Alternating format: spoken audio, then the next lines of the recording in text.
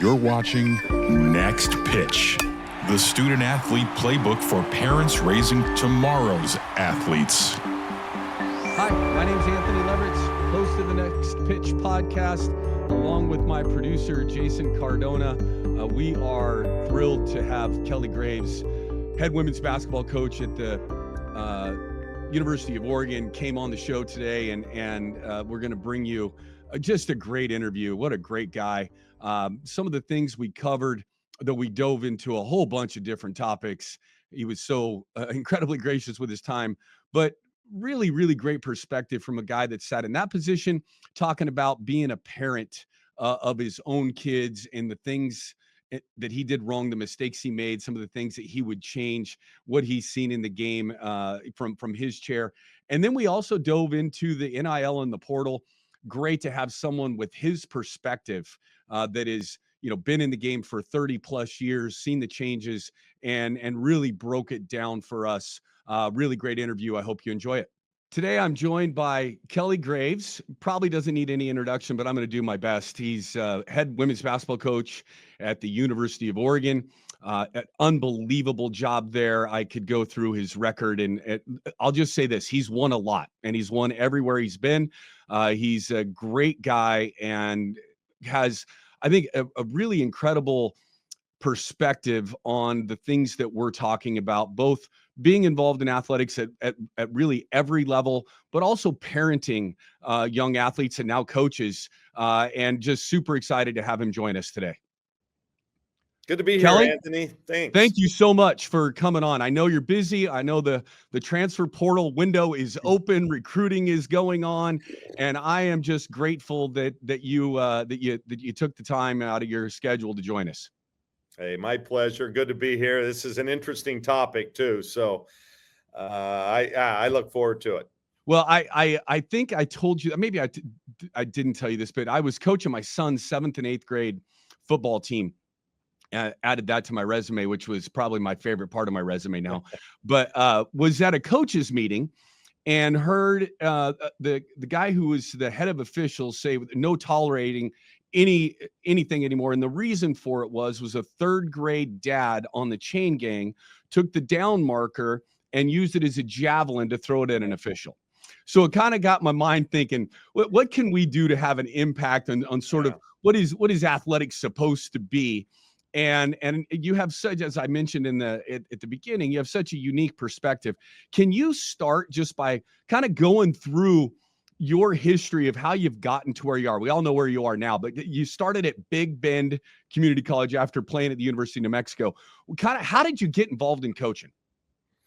Well, I didn't know I wanted to be a coach. My brother's an attorney, and I actually took the LSAT and thought that I wanted to be an attorney. And come to, the way it worked out is I didn't do so well on the LSAT. I wasn't able to finish it. I didn't finish the last section and a half because I was still playing at the University of New Mexico. We had a game on that Saturday at Colorado State. One of the coaches stayed behind. We had a private plane not that I was that important to the team, but I was a starter and played. And anyway, I had to go. So I didn't complete the last section and a half, and I still tried to get into the school. I wanted to stay right there at New Mexico, but the dean said, you're going to have to take the test again. We couldn't accept your score, and I figured that was God's way of telling me, hey, maybe I need to do something else. So, got in it. Was a graduate assistant coach right there at New Mexico for a year.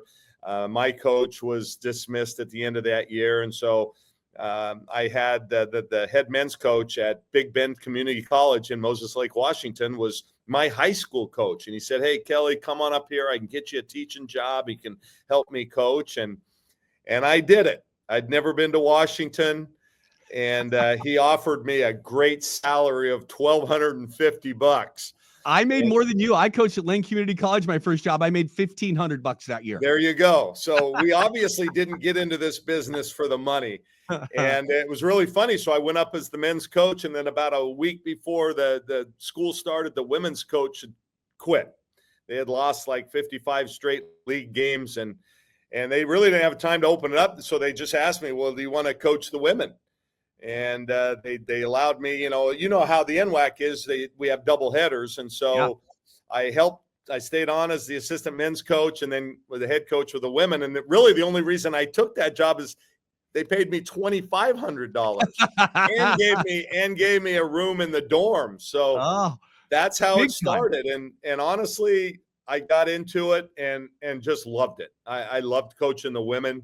It was a lot of fun. They seemed to be more coachable than the guys, and then just moved up from there. After 3 years at Big Bend, went as an assistant at the University of Portland. And by the way, we had built a pretty good deal. We won the region my last year at Big Bend, and then went from there, and assistant at Portland, then the head coach at St. Mary's. And I can tell you some funny stories about that. I got the job. They thought the whole time I was a female with the name Kelly. All the correspondence I got from St. Mary's was "Dear Ms. Graves, Ms. Graves." And the day they called to ask me if I wanted to, the job or an interview, bring you down for an interview, they were shocked when a male answered. They had no idea. And quite frankly, they brought in 3 of us, and I was the third choice. The other 2 turned it down for various reasons, and they kind of said, well, all right, we'll take this guy. And we obviously built a really good program. I went from there to Gonzaga, and Gonzaga here to Oregon. So that's, in a nutshell, my journey.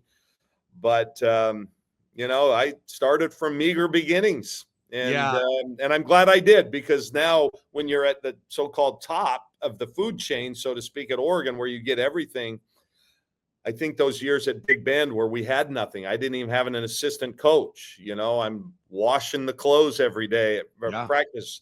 I'm pulling out the bleachers on game night and setting up the scores table and all that kind of stuff. You don't do that at Oregon? You don't have to pull the bleachers out of that arena? But it makes you appreciate now what you get. And I'm glad that I had that beginning. When I get asked, I coached men for 11 years and then women for 8 years, and I get asked all the time the difference between coaching men and women, and I think there's one big one. I'd love to hear your perspective on this, but I think it's the egos of men managing that every day versus the emotions of women every day. What is your what do you think the biggest difference is, or is there any for you in coaching women? I think I can't really speak to it. I was only in the men's game for a couple of years. One, and one was was in the 80s and then the early 90s at Big Bend. But I just think with women, it seems to be a lot more about the process, about being together, about being part of something. I think, with guys, we still build relationships with the coaching staff and with each other, but I'm not sure it goes as deep as it does with female basketball players. And that's just my perspective. I'm no sociologist or psychologist. I'm just from my perspective. And I enjoy it. I think the relationships that you build on the women's side seem to be a lot more richer, deeper than they were. There's some specific differences I don't think we really need to get into here. But I enjoy it. It's a great way of life, and I've just enjoyed every step. For 38 years, big guy. 38 years I've been doing this. You don't even look like you're 38. How can you? Okay, all right. Years? Yeah, there you go. Sure. So I want to get into the basketball side of this down towards the end of the conversation and get into the NIL and the transfer portal, which people are fascinated by. But you're also a parent. And one of the reasons why we're doing this is to really try to bring to light some information that helps parents with that relationship with their kids as they're raising student athletes and getting the best out of that experience versus the worst out of that experience. As a dad, watching your kids play and now coach, I think you had a son coaching in the Final Four, won a national championship, right? What have you learned from your coaching that you took into that parenting of young athletes? Well, first of all, I'll say, to me, the greatest honor, that I have is being a dad.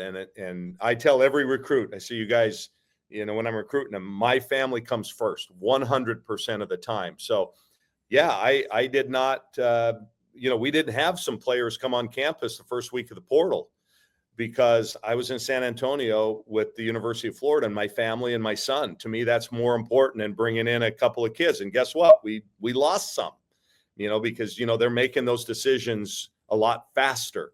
And so we weren't able to bring them in, but I'll never change. And I always tell people, no, it's kind of my personal mantra. No success can compensate for failure in the home. And I just think, I can be a better coach when I'm a better dad and husband. I've been married 30 years. Mary's the best assistant coach I've ever had. I struggle with her sometimes because she always sides with the players. 100% of the time I'm at fault. But I wouldn't have given back that ride that Florida had to a national championship this week. And I was as proud as could be and got really emotional a couple times because here I'm seeing my son, who, by the way, went to a Final Four as a son in 2019, went to the Final Four as a player when he played at Gonzaga in 2021, and now he's been to a Final Four and won a national championship as a coach. I said, not many people can say that. No, it's pretty amazing. They've been in those three different capacities. So to me, it's that's the most important, is my family. And I don't know what part B was to that question. No, me, that's what makes life more, fulfilling and rich is just, those experiences that you have together as a family. When your kids were getting involved in youth sports though, early on, and you're, this very successful college basketball coach and building a program and seeing all the club basketball and AU basketball out there and all the things that not all of it's bad, but you see some bad stuff out there, the way kids are treated, the way parents act in the stands, all the stuff. What is your advice to parents based on how to act, how to treat their kids, how to treat the coaches, how to treat officials, kind of that whole experience of athletics? Well, I made a lot of mistakes as a parent early on with my kids. I think I put a lot of pressure, and maybe they put pressure on themselves because of my position and who I was. And I learned from it. My oldest son, Max, was a really great athlete. He's 6'8". He could really play basketball. And I think I put too much pressure on him. He opted not to play basketball. He won a state championship with Gonzaga Prep as a sophomore playing varsity. And then he didn't play anymore. I think part of that was some of the pressure I'd put on him. He's decided just to stick with baseball and was an all-state pitcher and went to Santa Clara for a year to play baseball. I wish I would have handled that differently. And I think he may have stuck with basketball, because he was really good at it. And by the time Will came around, he was my third. Jack was my middle one. I think I handled it better, and they ended up having a better experience. But I used to talk about the game after the game and just stupid stuff that I wish parents would never do. They should never talk game day with their children on game day. Yeah. And just be a parent. And I learned to be in the parent role much better as, once I got to my third child. But I just wish parents would realize it's not about them. It's about the kid, and just let them do what they do and don't over analyze. I've actually, to be honest with you, Anthony, and you've coached at Division I, you know what I'm talking about. I've stopped recruiting players because of parents, and you would think that stops once they get into my program, but no, we still have parent issues just like the high school coaches do and the junior high coaches. And I just wish, I think they would enjoy life better if they just sat back and relaxed and watched and enjoyed their kid, and win or lose, love them. Yeah, that's the key, is the love, right? And that there's study after study that shows, and I say this on every show, and that's a great opportunity to do this, is that kids want to hear after a game, I love you and I loved watching you play. They don't want to hear about their coaches. They don't want to hear about the shot they missed. They don't want to hear about any of that. They want to know that you love them and you support them and you really enjoy watching them play. And taking that, giving yourself a breather after the game and making a rule that you don't talk for at least an hour from when the game's over and that emotion is now gone, most of those conversations either go away or they're much healthier. And if parents can learn that, and every guest that I've talked to has said the same basic same message: love your kids, let them play, let them do their thing. And I actually tell, when we have camps, we have camps every year, and you've got parents listening, when we do, I get on my soapbox for a little bit. And one of the things that I tell them is, listen, if your parents do confront you after a game, good or bad, right? Just tell them, hey, this is okay to say, hey, I already have a coach. Yeah. And they just support them. But again, as a first-time parent, I struggled, and then I had to learn. So I get it. Hopefully somebody can learn from this or the other guests that you've had and change behavior or whatever. But I just think there's enough pressure on these kids nowadays from social media and, peer groups and things that, God, there should be that nurturing, loving part of your life where you just know that you don't have to perform for your parents. Just love me and support me and be happy. See, now when I was a kid, our parents, they didn't go. My dad would have never gone to practice, and he was an athlete and into it. He would have never thought to confront a coach or talk to a coach or be there at practice. Sometimes he didn't even go to my games, and I never felt not loved. And just now, for whatever reason, I think the parents are living through their kids sometimes, and they just, it shouldn't matter. It shouldn't matter. You talked about the recruiting process. How much do you love kids that have been multi-sport athletes along the way? How important do you think that is in the development of young people and what that can do for not only the brains and their bodies, and what is that importance level to you? Well, part of my soapbox speech is I talk about the multiple sport athlete. Love them. I think it's great. And I can tell you why here in a sec, but I always encourage, kids to play as many sports as they can. If they love it, do it. And any coach who says, oh, no, you need to specialize and spend the time here, they don't have your best interests at heart. I say find a new club. They don't know what they're talking about. Because I look at it as, okay, there's certain physical reasons why playing multi-sports is good. You don't burn out as much physically when you're doing other things and working other muscles. But I think the other part is seldom are you the best player in every sport. And obviously, if we're recruiting you for basketball, you're a really good basketball player. And you're probably the best on your team.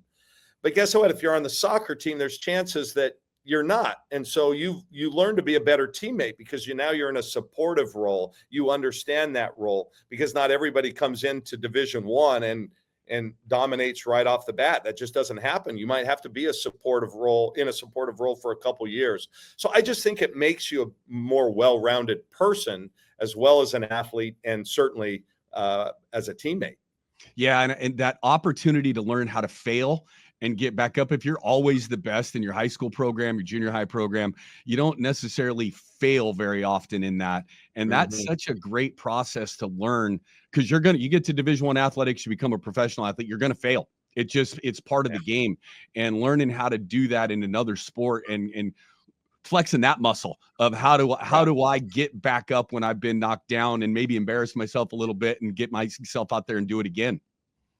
Yeah, absolutely. And, it's funny you talk about failure. I 10 years I coached. I was the Little League coach, right? So I couldn't coach my kids during basketball season. I was always gone.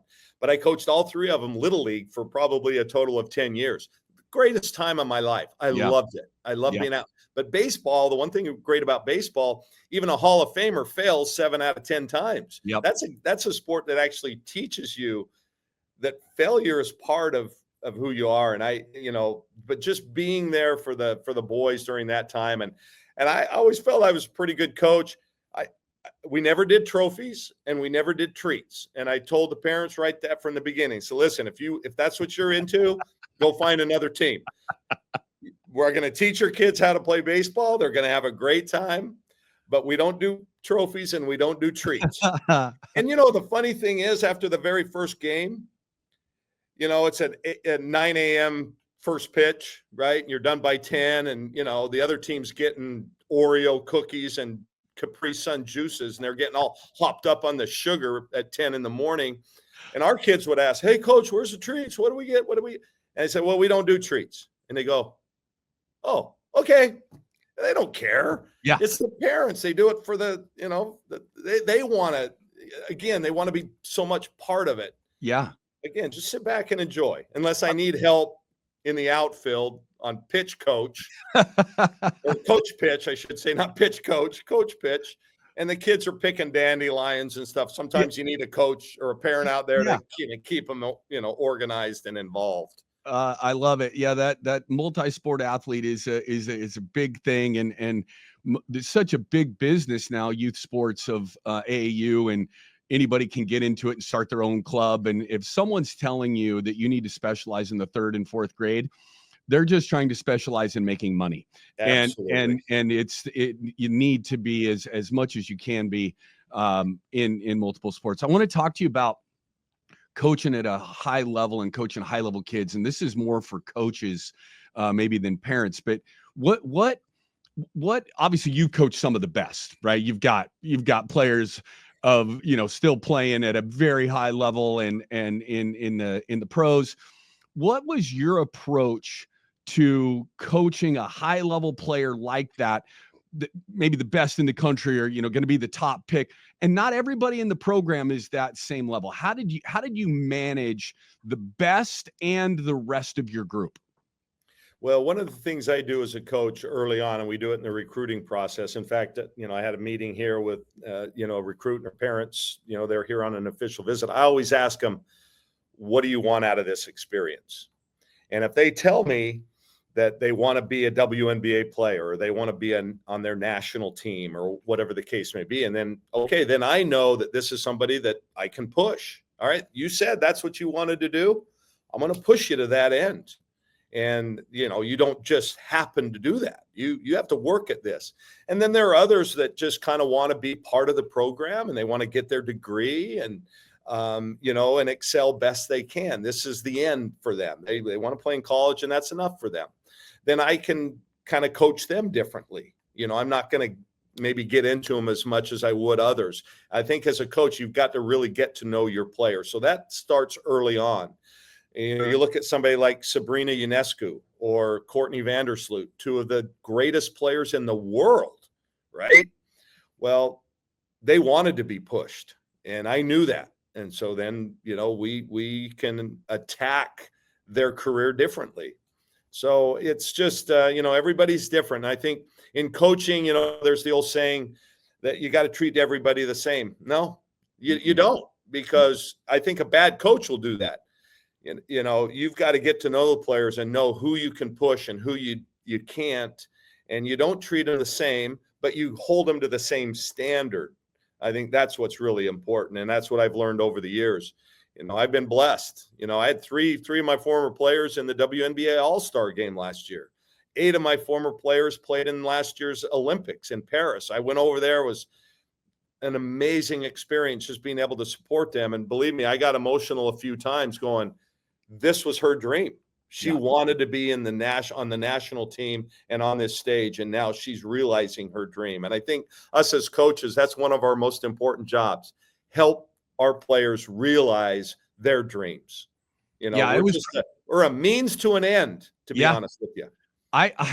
It's funny that you said that. Maybe the most impactful moment in my life in coaching was going to London and watching Michelle Plouffe play in the Olympics at 19 years old for Team Canada, and with my maple leafs on my cheek and my Canadian flag around my back. And it is remarkable to be able to help and guide kids like that, and kind of see them grow into what they want to become. Yeah. So you've coached a ton of great players. Characteristics of a great player. What are some of the common themes for a young kid out there that's thinking about, I want to be great?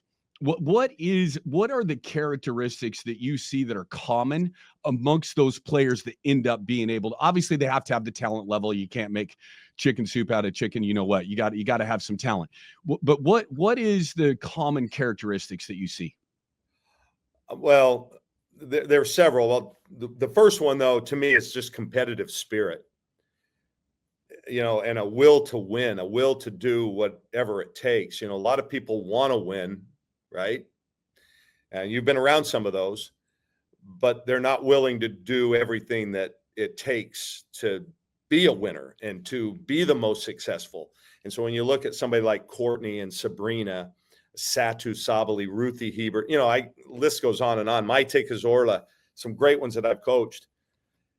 Man, every day, Sabrina played to win every drill, every sprint, never let up. And that just, it's innate in some of those great ones. And I would say, yeah, that competitive spirit, the drive to do whatever it takes. And, I remember Sabrina used to say, hey, it takes what it takes. I mean, I'll do whatever I have to do. And now look at her. Yeah. She's got the second most popular shoe in the NBA. She's Sabrina. doing commercials with Shaq. Hey, dude, last year in the playoffs, I'm sitting here. I know with the Shaq, the Home Depot. And they're hilarious. Last year, I'm sitting there watching the NBA playoffs. On comes a Body Armor commercial, Sabrina.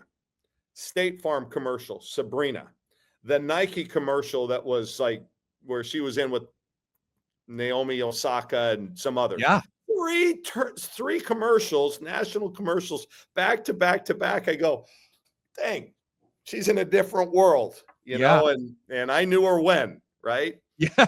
But, and then the other part of that is they, all of them have been great teammates.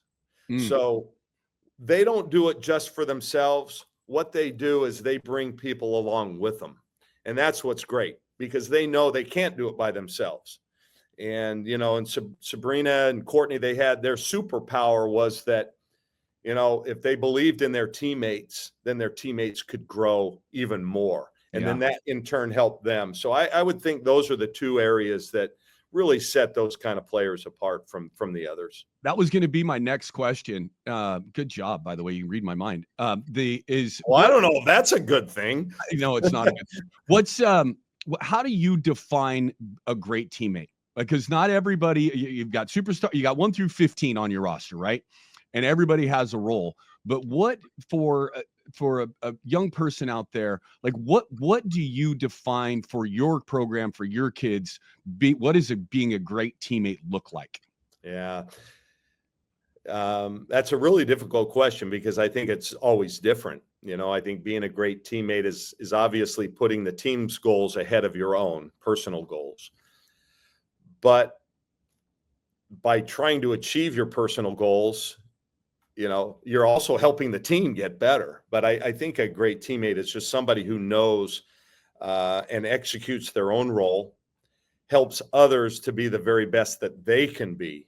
How can I help you? I think that's like leadership. How can I help you? Well, sometimes helping your teammates is kicking them in the butt. Yeah. You got to play harder. You got to work harder. This got to matter more to you. Sometimes it's being in the soft role. Hey, how can I help you? What do you need today? When they're down or whatever. So I think that displays itself in different ways. But I just always felt a great teammate is somebody who puts others ahead of themselves, number one, but puts the team ahead of themselves. That's great. So I want to ask, we're shooting this here in Portland and Portland, Oregon, and you're obviously in Eugene and University of Nike, and this state is, Nike town all over the state. What is the impact that relationship with the school, your basketball program, for your players, for the school, for the community of having something like Nike be a part of? And obviously you were at Gonzaga, you were a Nike school, but this is a whole different deal, I would imagine, at Oregon. What is the impact of having that brand so associated with your school? Well, it's one of the top brands in the world, right? And honestly, when in our recruiting pitch, our elevator speech, it's among the first things we talk about. That relationship that we have with Nike, that this school has with Nike. This is where it all started. That's powerful. It's still the number one. Well, actually, Oregon's the number one college brand in the nation. And that O is powerful, but you combine the O with the swoosh and you get something real special, and people want to be a part of that. Those are two great brands, winning. They're associated with everything that's good in sports. So let's talk about maybe what's not good, or I'm fascinated to hear your opinion on this. So obviously you've been in this for a long time, right? From junior college to one of the top universities in the world, and have seen kind of the growth of women's basketball, the change in the athletics landscape from, being in a mid-major to being in the Pac-12 to now being in the Big Ten. What was that shift like? We'll start with from the Pac-12 to the Big Ten. What was that like going through it? I went through it from the Mountain West Conference to the Pac-12, and it was crazy at that time. But what has that shift been like for you? Completely different league, different universities, different programs, different parts of the country. What has that been like for you guys in your program? Well, personally, I've really enjoyed it. There's some downfall, the travel. We had 5 different cross-country trips this year, more than any team in the country, which makes it difficult. But, I never made that a huge issue with the team. Travel is travel. You're on a plane for 3 hours or 4 hours. What's the difference, right? We went from the Pac-12, which has been over the last 7 or 8 years, the best women's basketball conference in the country. And now we're in they took some of the better programs from the Pac-12 and added them to the Big Ten. And okay, now we're in another great conference. But I personally liked it just because I had a chance to go to State College, Pennsylvania. I'd never been there. Yeah. I love Penn State football, always have. And we had a chance to be there. We played at the University of Michigan. I'd never been there. I enjoy, so all these new places. I think I've coached as a head coach in more than 40 states. I'm going to try and cross off all 50. It's going to be hard to go New Hampshire, Maine, and Vermont. You can do that on one swing. Well, I could, but I only have a few years left here to coach. And I don't know if, my administration really wants me to go play 3 road games in the upper Northeast. So, but, I got a chance to coach at Minnesota. I'd never done that in the state of Minnesota. Nebraska. That is a cool gym, the Minnesota gym. It is, the barn. Great. I mean, that should tell you everything you need to know. You're playing in the barn. But so that part was really cool to me. I like that, you were in the Pac-12, not a lot of, we're one of the few schools in the Pac-12 that actually draw a lot of fans. Yeah. Well, everybody in the Big Ten does. Because they're all college towns, right? And that environment makes for just such a better experience for the student athlete. It does. The downside was, in the Pac-12, we'd play Friday nights and Sunday afternoon. You might have a 12 game or a 2:00 game and you're home by Sunday night. It's a quick trip, leave Thursday. Well, the Big Ten has 2-day minimum in between games, 2-day prep. So like when we went to the Minnesota-Nebraska trip, I don't think it ever got above 5 degrees at either spot. And I'm not joking. When we left to go home, it was -19 in Lincoln that morning. And so what happens is, you've got the travel in between. That's fine, but you got the extra day. But what do? You can't leave the hotel. It's not like it's not like going to LA where you're walking around and you can go do some stuff on days in the middle. You're in the hotel the whole time. So you just there's a lot of fatigue that happens. And, and I found that kind of difficult. And then the extra day of eating really bad hotel meals, you know how that goes, those fake eggs that you get in the morning and, they think they're changing up. You have waffles one day, pancakes the next day. And it's all the same damn thing, just in a different form. And so after you've been on the road for 4 or 5 or 6 days, it's like, oh my gosh. And sometimes we played like it. We split every road trip this year. We won the first game. And by the end of that trip, you're not as sharp. And so there was some travel fatigue for sure. My guess is that's going to be a big part of your off-season thought process is how do we approach that second game in a way that gets us more opportunity to win? Absolutely. Yeah. And whether that's staying an extra day in the city you just played in, right? So you travel in the day before and play, I don't know. There's different things, but it was the first time we've had to do it. So live and learn, right? Yeah. Now we'll be better at it next year. All right. NIL portal. Yep. So obviously the landscape has changed significantly since I was since I was a part of it. It seems to be changing on a daily basis now with Yep. everything that's coming out.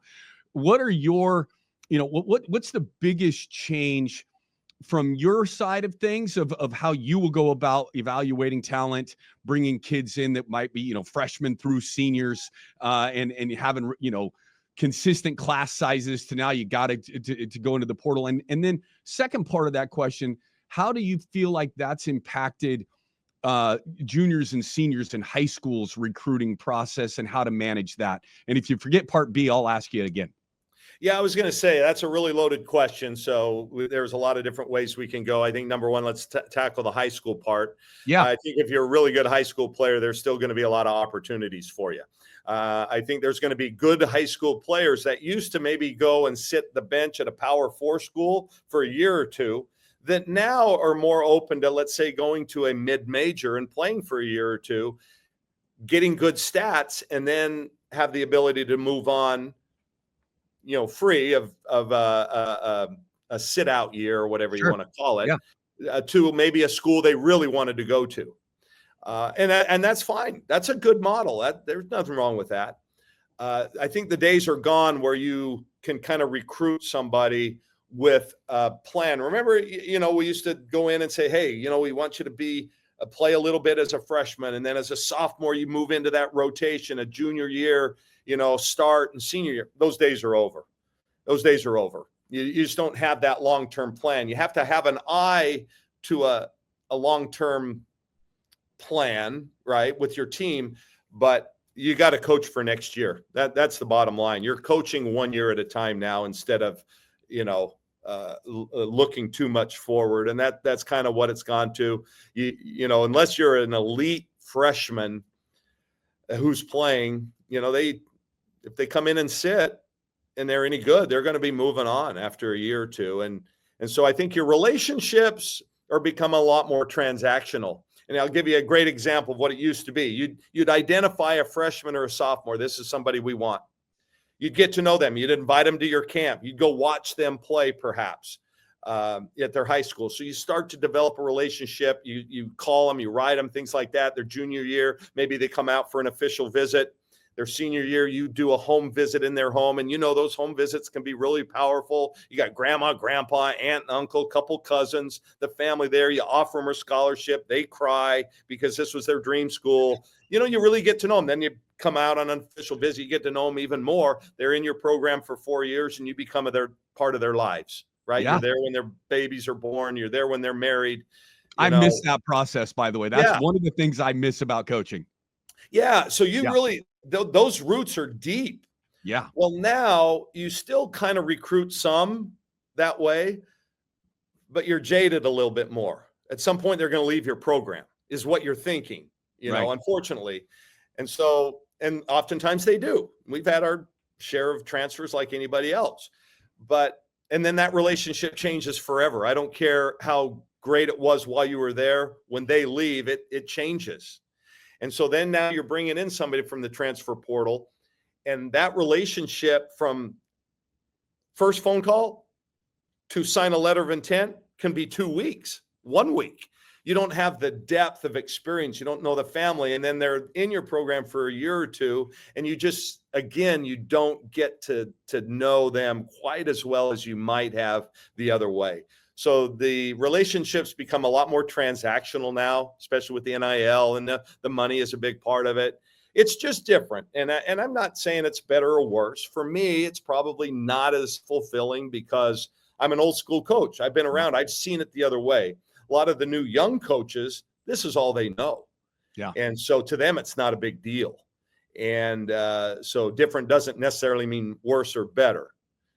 Does that make sense? Absolutely. You adapt or die, right? You got to adapt to the way that it is, or you're going to lose out on kids.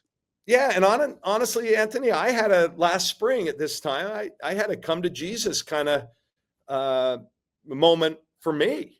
Do I really want to stay in this? If I do, because a lot of my colleagues in my generation, I had 4 of my best friends leave the business last year. Very successful coaches, could have coached for more years, but they just had enough. And I decided, you know what? BS. I'm not quite ready to golf every day and go live in the desert, Yeah. like some of us coaches do. And I just said, hey, I'm going to embrace it. This is where we're at. Let's do it. And we signed 7 players in the portal last spring, had a great year this year, and we're ready for another amazing year next year. So I think, adapt or die. You Yeah. said it perfect. And this is where we're at now. So I think a lot of people want to know about the NIL, right? There's this that process. Kid comes in, right, from the transfer portal or an incoming freshman that you're recruiting along the way. How did those conversations happen? And I know it's probably hard to talk about specifics, but kind of in a general sense, how does that NIL deal get done? I'm a kid that I'm good enough to get an NIL deal. What is the process for me to get that done? And what's that process like for you as a staff, as a coach, as a university, getting that kid to get that deal? Well, we have in-house people that will help them get their own deals. A lot of our players, already have them. Let's say we brought in a really high-profile transfer this last year named Deja Kelly, 4 great years at North Carolina. She's one of the most marketable and visible players in our game. I mean, she was making, I won't give you a dollar figure, but she's in the 7-figure range, right? And a lot of that's just on her own. She has deals with Tommy Hilfiger and Beats and all these other companies are giving her money, and she's a highly visible player. Now, what I can do, then one thing I can control is our collective. And we can give them a range of how much they can make from our collective, and sometimes even more specific than just a range. But once they agree to come to our school and we've made a certain agreement with that area or with our collective, then they sign a contract with them. I'm out of it. And are those 1-year contracts that if the kid leaves, they go away, or do you do them on a 4-year contract? How do those contracts work? Well, I don't know. Actually, quite frankly, I think with the rule changes, I'm not sure. It used to be, it had to be just 1 year. That's all you could, and they had to fulfill that contract. And if they left to go to another school and missed, let's say, a photo shoot or whatever they needed to do, then they forfeit their money. It's over and done. So there's some rules. Now I'm not sure if we can incentivize them like, okay, if you come here, we'll give you this much this year. If you stay a second year, we'll bump it up to here and then to here and then to here, really incentivize them staying in a program. But nowadays, people are just throwing money out like crazy. And I think the downside of this portal, kids are taking the money before they even visit the school because they're putting pressure on them. Hey, I have this much money. If you don't take it by this time tomorrow, it's going to the next person. And so they're, oh yeah, I'll jump at it. And they haven't even visited the school. So you wonder why there's almost 1,500 people in the portal on the women's side from Division I in 2 weeks. It's because crazy. Now they're making a decision quick. They don't even see it. They don't meet the team. They don't even know the coach. And guess what? They're in the portal again next year because it wasn't what they thought it would be.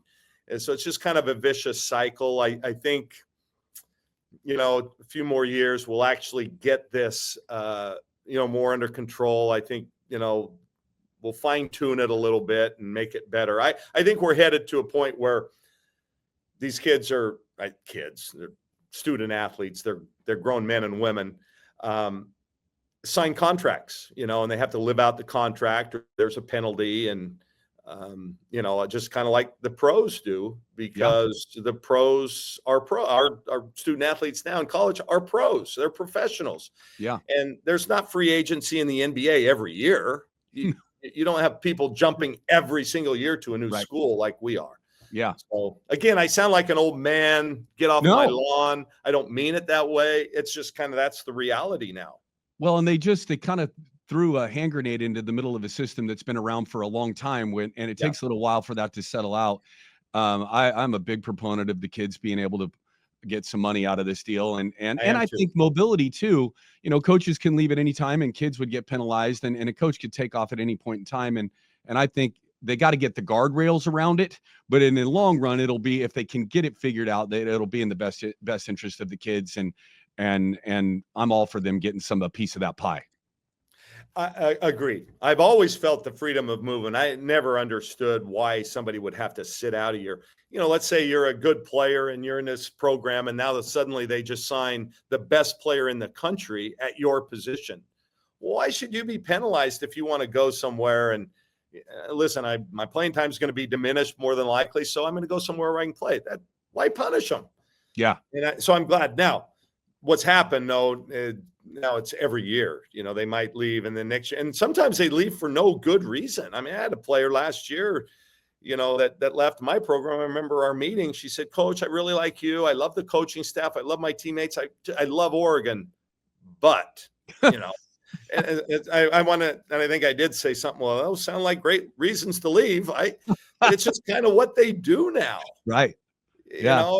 And it used to be seen as, oh, wow, she's a transfer. I don't know if I'd touch her. You were in the game when it was still, that was the thought process. Now it's almost like, well, why haven't you left? Yeah. Are you just settling and you don't want to see what else is out there? It's a whole different perspective. Yeah. And paradigm. The shift has been amazing. It'll probably normalize at some point in time, and it'll get to a point where it's maybe not quite every year.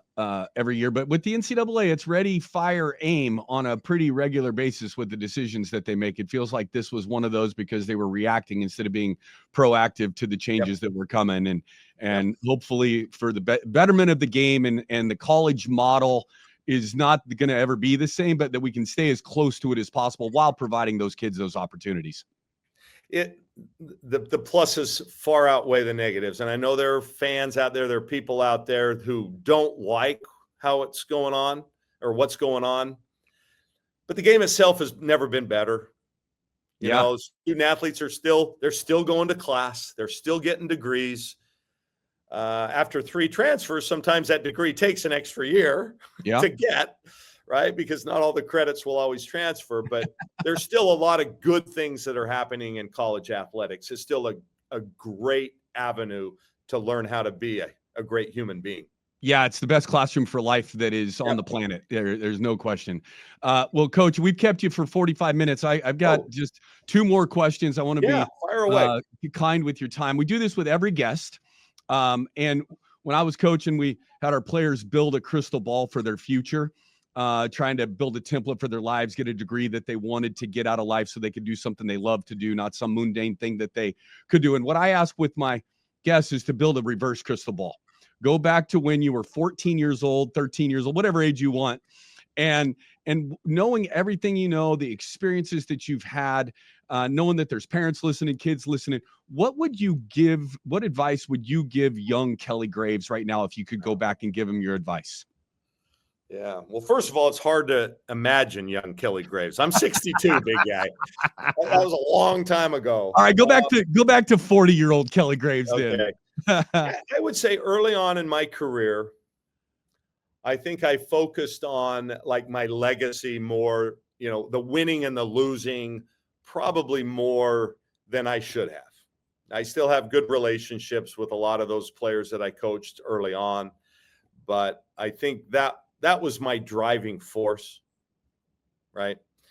If I had to do it over again, I think I would worry less about that and more about the relationship building and just kind of enjoying what I was doing. Yeah. Unfortunately, I probably neglected the kids maybe a little more than I should have, even though I think I did it pretty well. That's one of them.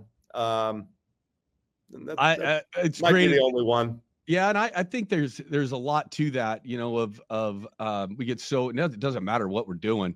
We get so worried about what's next. We forget to live where our feet are. And being able to enjoy being in college athletics is the biggest gift I was ever given for 19 years. And there's so much I miss about it. I would do over some things, but being able to live where your feet are and enjoy the moment is really good advice. Yeah, that's well put. See, you do it far more succinctly and eloquently than I do. Man, I don't know about that. Right. But yeah. So, all right, last thing for today is everybody has to tell me a dad joke. So what's your best dad joke? And I'm going to try not to laugh, but I am a big dad joke fan and have a little fun here. Well, that's my thing. That's my thing. I've done it forever. The boys roll their eyes. The best one. Well, I did one today with a recruit and her family. We have Oh, perfect. a cemetery on campus. You've been to U of O. You know we have the cemetery right across. I was born there. Yes. From old MacArthur Court. And I always say the same thing every time when we drive by. I go, people are just dying to get in there. And but my best one, I don't know if it's best. I've got just a ton of them. Why are jokes about elevators so great? I don't know. Why are jokes about elevators so great? Because they work on so many different levels. Oh, come on. That's a courtesy laugh. I love them. I don't know. Hey, by the way, did you hear about that? About the Scarecrow got the big award. You know why?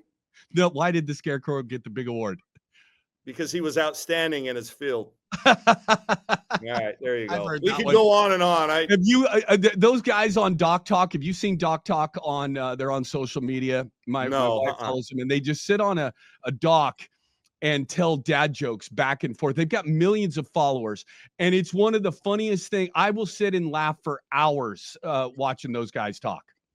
I think I've actually seen them. They kind of drink a cup of coffee or something, and they just relax on a chair. Yeah, it's I think fantastic. I've seen some of those. It is good stuff. Well, Kelly Graves, thank you so much for taking the time out of your busy schedule. I know there's having lived the life you're living right now, although not exactly the same with everything you've got going on with the portal and NIL, but I know you're busy, and I can't tell you how much I appreciate you taking the time. Oh, Anthony, my pleasure, man. We missed you in the college coaching realm, buddy.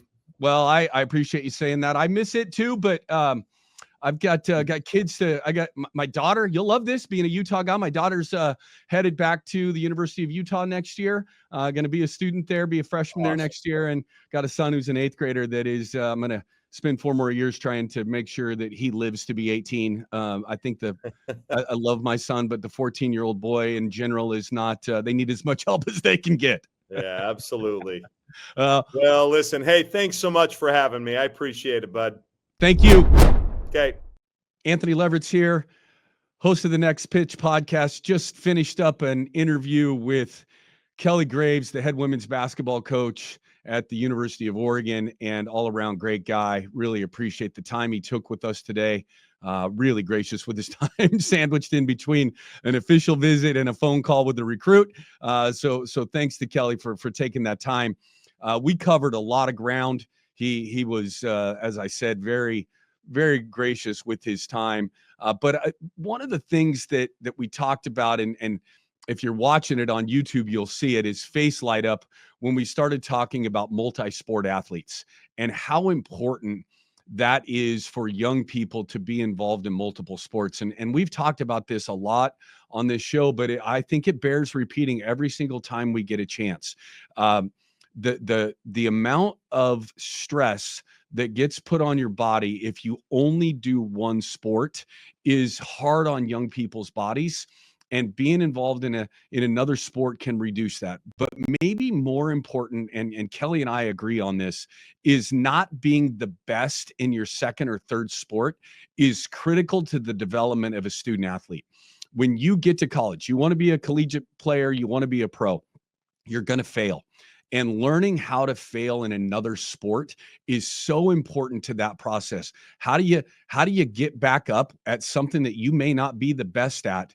And that preparation that can provide for you, the real life experience of not being the best and figuring out how to do it again, I think it's critical. And Kelly shed some really great light on that today. And then I asked him, he's coached some very, very high level players. What's the characteristics that he sees common to those type of players? And I thought he was spot on. Number one is having a competitive spirit. Win at everything. Win at walking from the parking lot to the gym, win at horse, win at checkers, win every drill, win every sprint, do everything you can to win. That competitive spirit is something that is shared by many, many high-level athletes. And I think it's hard to be high level if you don't have that. And then The second thing he mentioned was being a great teammate. And everybody thinks that being a great teammate is just being nice to everybody. And yes, you should be kind, and there's no reason to be rude or awful to your teammates. But knowing how to bring each one of your teammates along with you when you're the best in your sport, you're trying to achieve something great, and you've got multiple talent levels and personality types on your team and in your organization that you're trying to help you, are trying to get them to help you win at the level you want to win at. How do you get the most out of every single one of your teammates? And that's what being a great teammate's about. Yes, putting your arm around somebody when you're seeing them having a tough day, slapping somebody on the ass when they're struggling, like that stuff matters too. But there's another component to that of how do you help your teammates be their best? And I thought it was great. Again, thank you so much for listening. You can find us anywhere you get your podcasts. We're on multiple platforms. Please download, share, rate us, write a review. All of that goes to helping spread this word. If you think this is valuable, we'd appreciate you doing it. Till next time, have a great day.